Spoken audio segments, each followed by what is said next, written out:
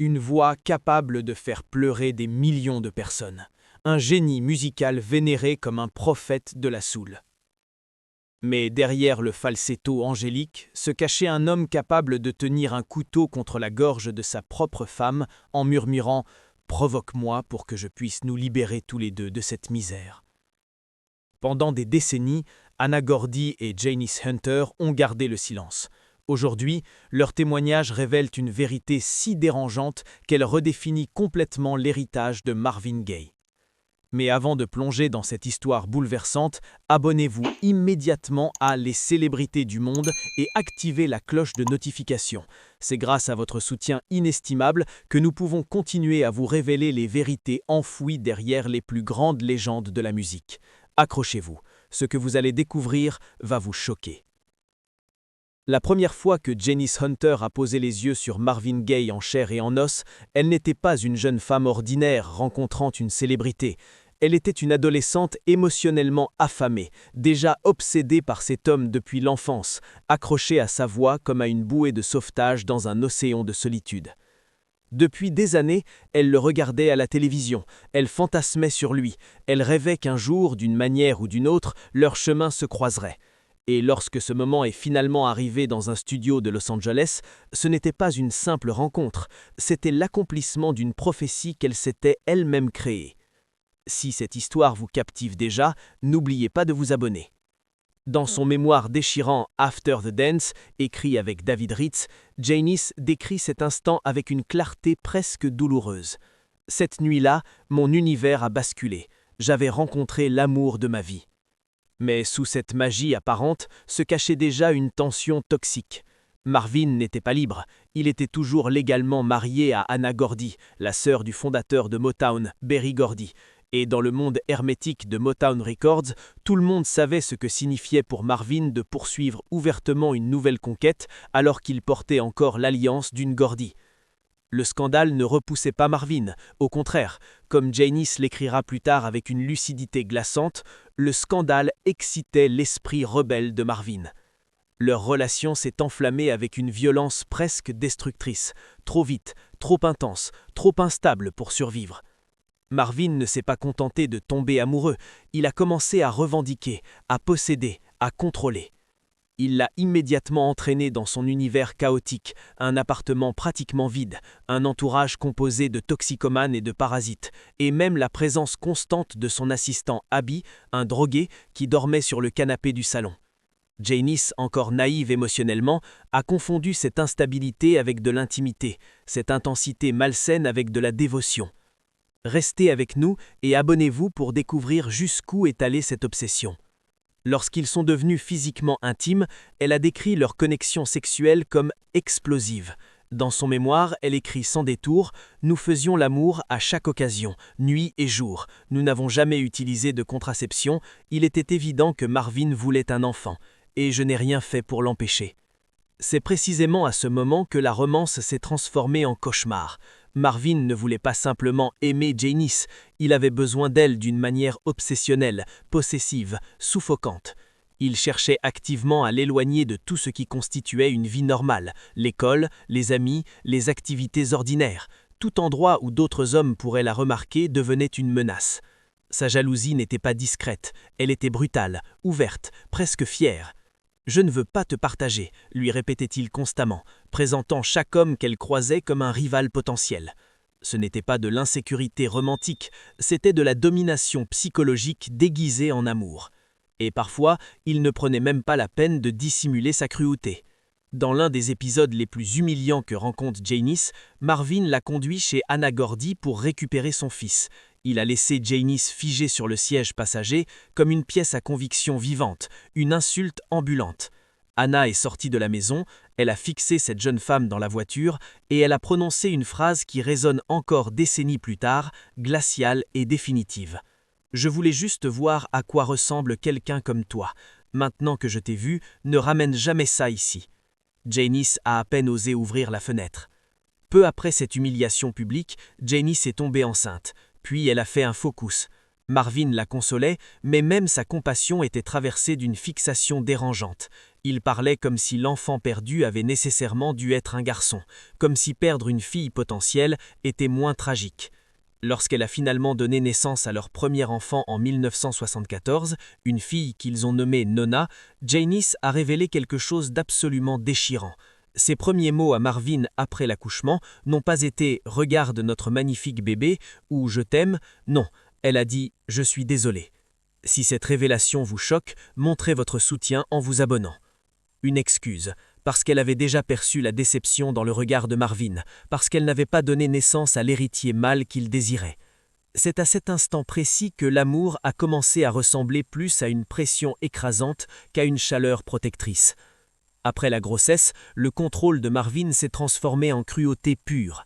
Il examinait son corps de jeune mère avec un dégoût à peine dissimulé. Il commentait froidement ses vergetures. « Il doit bien y avoir un moyen de te débarrasser de ces trucs-là ».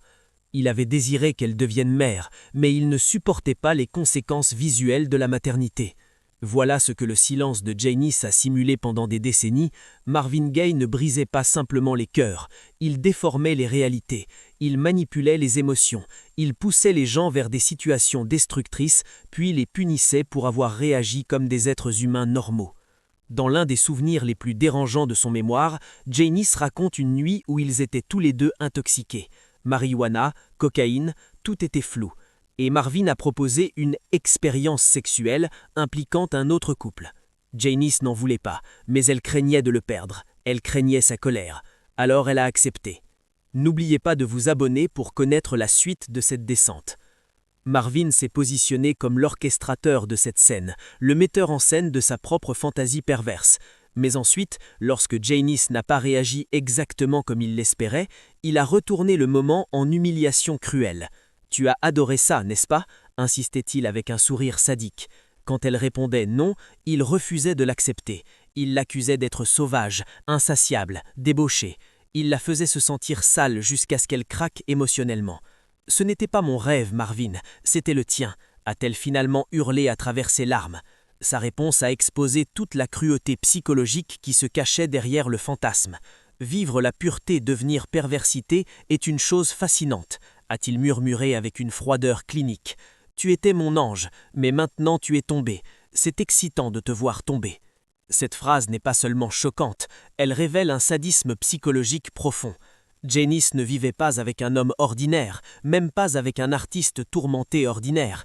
Elle vivait avec quelqu'un qui traitait l'amour comme une expérience scientifique, qui prenait plaisir à détruire ce qu'il prétendait chérir. Même leur vie sociale, en apparence glamour, était dangereuse. Il faisait la fête avec Richard Pryor, le comédien légendaire. Mais ce que Janice a vu lors de ces soirées n'avait rien de drôle. Elle raconte avoir assisté à une scène où Pryor, complètement défoncé, frappait violemment sa femme avec une bouteille de vin et hurlant sur tout le monde dans la pièce. La réaction de Marvin, il riait, il trouvait ça amusant. Il a même dit à Janice qu'elle devrait se sentir privilégiée d'en être témoin. Abonnez-vous pour découvrir jusqu'où est allée la violence. Elle raconte également une nuit où l'acteur Ryan O'Neal s'est comporté de manière totalement inappropriée avec elle, la coinçant dans une pièce, violant son espace personnel de manière répugnante. Elle n'en a rien dit à Marvin, non pas par indifférence, mais par peur absolue de ce qu'il pourrait faire. Plus tard, elle a compris la vérité la plus troublante de toutes. Marvin semblait prendre un plaisir pervers à la placer dans des situations où d'autres hommes la désiraient. Il alimentait sa propre jalousie comme une drogue. C'était une source de stimulation pour lui. Cette obsession ne s'est pas dissipée lorsqu'ils sont devenus une famille officielle. Elle s'est aggravée. En 1976, Janice a donné naissance à leur fils, Frankie. Pendant un bref moment, Marvin s'est adouci. Mais leur foyer s'est rapidement transformé en brouillard permanent de drogue et de paranoïa. Cocaïne, marijuana, cette intensité constante qui transformait chaque émotion en question de vie ou de mort. Marvin sombrait de plus en plus dans la suspicion. Il tendait des pièges émotionnels. Il poussait délibérément Janice vers des situations compromettantes, puis il surgissait comme un détective jaloux, espérant la surprendre en train de le trahir. Et lorsqu'elle a finalement fait ce que tant de personnes brisées font, chercher de l'affection ailleurs, Marvin a transformé cette douleur en violence pure. Janice a admis avoir eu de brèves relations avec Teddy Pendergrass et Frankie Beverly, deux légendes de la soul. Mais même ces liaisons n'étaient pas de simples infidélités, elles étaient les retombées d'une guerre émotionnelle. Marvin l'avait poussée si longtemps vers la tentation, il l'avait défiée de franchir des limites, et lorsqu'elle l'a finalement fait, il est devenu incontrôlable. Lors de l'un des moments les plus terrifiants de sa vie, Marvin, sous l'emprise d'un cocktail toxique de drogue et de rage, a pris un couteau de cuisine et l'a pressé contre la gorge de Janice. Si vous voulez connaître la suite, pensez à vous abonner maintenant. Elle a écrit dans son mémoire « Il a posé le couteau contre ma gorge, j'étais pétrifié, incapable de bouger, incapable de respirer. » Puis est venue la phrase qui résonne comme l'effondrement complet d'une âme humaine. « Je t'ai trop aimé. Je te supplie de me provoquer pour que je puisse nous libérer tous les deux de cette misère. » Ce n'était pas une dispute conjugale, c'était un homme demandant à sa femme de l'aider à commettre un meurtre-suicide. Et pourtant, voilà ce qui rend l'histoire de Janice si tragiquement bouleversante. Elle l'aimait encore. Malgré tout, malgré la violence, malgré l'humiliation, malgré la destruction émotionnelle complète, elle revenait sans cesse au Marvin de la musique, celui qui pouvait être tendre, poétique, vulnérable, presque enfantin. Elle a contribué à construire son image publique de l'intérieur. Elle a chanté les chœurs sur Got to Give It Up. Elle est restée dans le studio à regarder Marvin façonner cette chanson destinée à devenir immortelle. Elle a aidé à définir ses tenues de scène iconiques, sa présence sensuelle, sa mythologie. Mais plus elle polissait la légende publique, plus elle disparaissait en tant que personne. Lorsqu'ils se sont finalement mariés en 1977, Janice n'entrait pas dans la stabilité. Elle s'enfonçait encore davantage dans les flammes. Marvin lui disait ouvertement qu'il l'aimait, mais qu'il n'était pas amoureux d'elle, une distinction cruelle qui la détruisait de l'intérieur. Il critiquait son corps alors qu'elle avait à peine 20 ans, la laissant avec le sentiment d'avoir perdu sa jeunesse avant même de comprendre qu'elle l'avait encore. Abonnez-vous pour découvrir la femme que l'industrie a voulu effacer. Leurs disputes sont devenues absolument terrifiantes, Marvin donnant des coups de volant violents avec leurs enfants à bord, menaçant de quitter la route, transformant la peur en arme de contrôle. Il les a abandonnés émotionnellement, physiquement, financièrement. Il disparaissait pendant des semaines à Hawaï, puis soudainement l'appelait comme si de rien n'était, la suppliant de revenir graviter autour de lui. Et même après leur séparation, même après le divorce, Marvin ne parvenait pas à la laisser partir. Janice n'était pas seulement son ex-femme, elle était son obsession perpétuelle, à la fois sa muse et sa punition personnelle. Elle a un jour déclaré dans une interview que le public se focalisait trop sur les détails scandaleux et passait à côté de la vérité la plus douloureuse, qu'en-delà des drogues, des trahisons et de la rage, il y avait encore de l'amour. Un amour qui ne les a pas sauvés, un amour qui les a détruits. Avant Janice, il y avait Hannah Ruby Gordy, la femme que l'industrie musicale a tenté d'effacer de l'histoire de Marvin Gaye. Elle n'était pas seulement son épouse, elle avait 17 ans de plus que lui, elle était sa mentor dans l'industrie, sa partenaire d'écriture, l'architecte silencieuse de ses débuts. En tant que sœur de Berry Gordy, fondateur de Motown Records, Hannah n'était pas une femme dont Marvin tombait simplement amoureux, c'était quelqu'un qui pouvait ouvrir ou fermer des portes définitivement. Elle faisait partie de la royauté de Motown, et lorsque Marvin l'a épousée en 1963, la décision a stupéfié les initiés. Restez avec nous et abonnez-vous pour connaître la vengeance d'Hannah. Ce n'était pas seulement l'écart d'âge, c'était l'écart de pouvoir absolu. Hannah s'était déjà fait un nom bien avant que Marvin n'entre dans la lumière. En 1959, elle avait cofondé Hannah Records à Détroit, en devenant l'une des toutes premières femmes noires dirigeantes de maisons de disques. Elle avait coécrit plusieurs chansons de succès, dont certaines pour Marvin lui-même. Sa réputation de femme avisée, créative et farouchement protectrice de l'empire Motown faisait d'elle une figure redoutable dans une industrie dominée par les hommes. Marvin, âgé de seulement 24 ans au moment de leur mariage, n'avait pas encore atteint les sommets de la superstardom. À bien des égards, Hannah était son ancre, son bouclier, sa protectrice. Mais à l'approche des années 1970, des frissons commencèrent à apparaître. L'ambition grandissante de Marvin, sa volatilité émotionnelle, ses problèmes d'addiction se heurtaient violemment à la stabilité qu'Hannah représentait. Puis est venue Janice, l'adolescente, la muse, l'insulte ambolante. Pour Hannah, ce n'était pas seulement une trahison conjugale, c'était une humiliation publique orchestrée par l'homme qu'elle avait construit. La procédure de divorce débuta en 1975, mais il fut 2 ans de guerre juridique brutale pour parvenir à un accord. Hannah demanda d'abord $1 million de pension alimentaire. Marvin, déjà en difficulté financière catastrophique à cause de problèmes fiscaux et d'une gestion désastreuse de son argent, n'en avait absolument pas les moyens. N'oubliez pas de vous abonner pour découvrir la vengeance musicale. Son avocat, Curtis Shaw, a alors proposé quelque chose d'audacieux et de sans précédent. Marvin céderait les royalties de son prochain album, un album qui n'existait même pas encore, dans le cadre du règlement du divorce. Anna a accepté, s'attendant probablement à un projet bas de gamme, sans âme, enregistré à la va-vite pour satisfaire une obligation contractuelle. Ce qu'elle a obtenu fut « Here, My Dear ». Sorti en 1978, Here My Dear n'était pas un simple album, c'était une purge émotionnelle de 73 minutes, un exorcisme public, une vengeance musicale d'une cruauté presque artistique. Marvin a enregistré pratiquement seul, écrivant et chantant presque chaque mot. Le double album se déroulait comme un journal musical intime de leur désintégration conjugale. Il la raillait dans les paroles, il la dépeignait comme cupide, manipulatrice, frigide. Il transformait son chagrin en liste de titres. La chanson d'ouverture, Here My Dear, débute par cette phrase glaciale et venimeuse. « C'est ce que tu voulais. Je t'ai donné les meilleures années de ma vie. » Dans Anger, il chante avec une rage à peine contenue « When did you stop loving me? When did I stop loving you? » Dans You Can Leave But It's Going to Cost You, il expose chaque aspect de leur bataille juridique, financier, émotionnel, sexuel.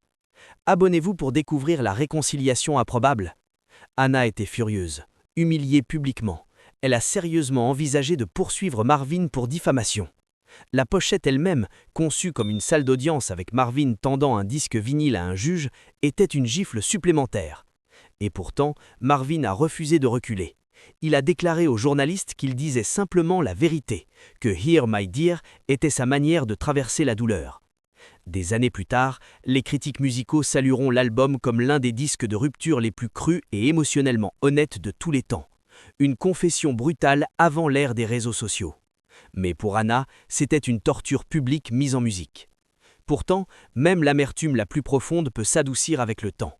Dans l'un des moments les plus discrètement puissants de son mémoire After the Dance, Janice Hunter raconte avoir été invitée chez Anna de nombreuses années après la mort de Marvin. C'était pour le tournage d'un documentaire sur l'héritage de Marvin Gaye. Janice hésitait terriblement, craignant que la femme qu'elle autrefois humiliait involontairement ne soit froide, tranchante, voire hostile. Mais ce qu'elle a découvert l'a profondément surprise.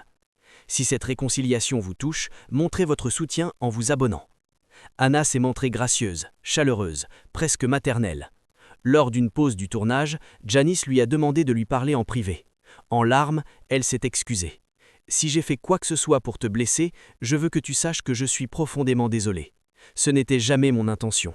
Je suis simplement tombée amoureuse, et nous étions toutes les deux amoureuses du même homme. » Anna l'a regardé longtemps, puis elle a répondu quelque chose qui a changé toute la dynamique. « Tu ne m'as jamais fait de mal. » Le pensait-elle vraiment? Seule Anna le savait. Mais sur son mur, Janice a remarqué une photo encadrée de Nona Gaye, sa fille avec Marvin. Ce n'était pas un simple objet décoratif, c'était une reconnaissance silencieuse de la famille complexe qu'elle partageait, du pardon, de l'héritage entremêlé qu'elle portait les deux. Anna Gordy est décédée en 2014 à 92 ans. Contrairement à Janice, elle n'a jamais écrit de mémoire révélateur, elle n'a jamais accordé d'interview explosive, elle n'a jamais répondu publiquement aux paroles cruelles que Marvin avait gravées dans le vinyle pour que le monde entier les entende. Son silence, autrefois interprété comme une distraction froide, ressemble aujourd'hui davantage à de la dignité profonde. Elle a choisi de ne pas exposer sa douleur en spectacle public, mais elle ne l'a pas effacée non plus. 1er avril 1984, une date qui résonne encore comme une plaie ouverte pour tous ceux qui ont un jour aimé la musique de Marvin Gaye.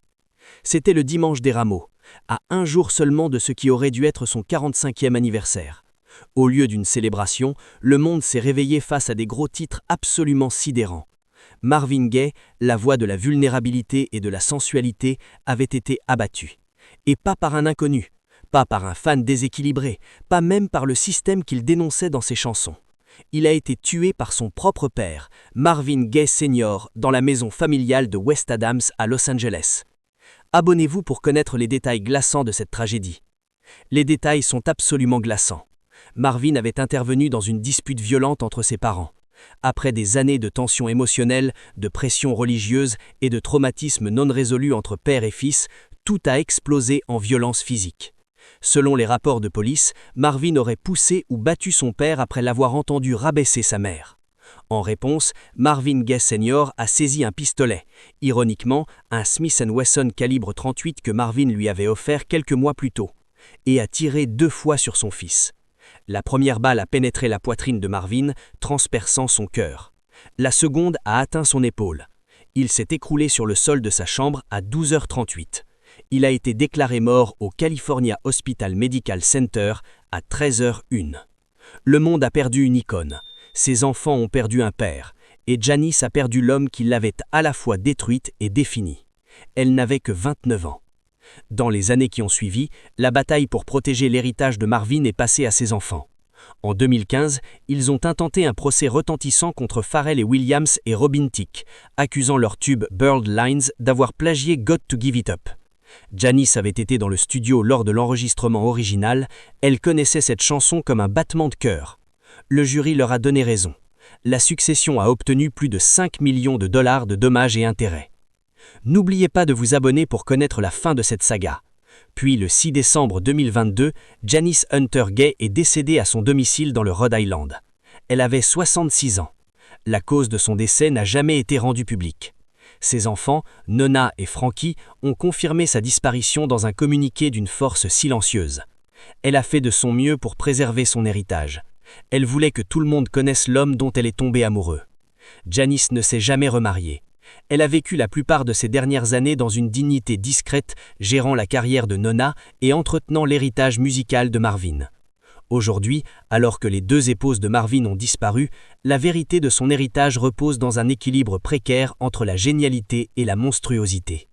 Le monde se souvient de What's Going On, Sexual Healing, Let's Get It On. Intimes temporelles qui ont changé la musique pour toujours. Mais Anna et Janice, elles se rappellent le prix à payer. Des nuits de terreur, des humiliations publiques, des violences émotionnelles et physiques, de l'amour toxique qui détruit tout sur son passage. Abonnez-vous à Les Célébrités du Monde pour plus d'histoires vraies sur les légendes de la musique. Alors, que pensez-vous de cette révélation? La grandeur artistique peut-elle excuser les dégâts qu'elle laisse derrière? Faut-il séparer l'artiste de l'homme? Ou l'héritage de Marvin Gaye doit-il être réévalué à la lumière de ces témoignages déchirants? Partagez vos réflexions dans les commentaires. Likez cette vidéo si elle vous a touché et surtout, abonnez-vous pour ne rien manquer de nos prochaines révélations explosives sur les vies secrètes des plus grandes stars de tous les temps.